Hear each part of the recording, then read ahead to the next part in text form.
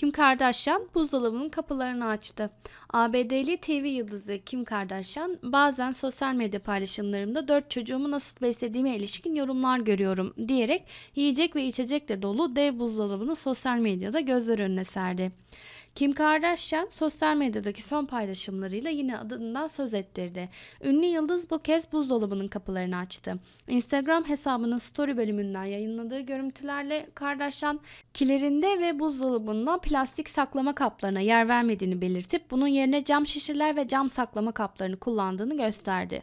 Ünlü yıldız daha sonra geniş bir alana yayılmış olan endüstriyel mutfağına kamerasını yönlendirdi. Takipçilerine işte çocuklar her şeyin olup bittiği mutfakta burası dedi.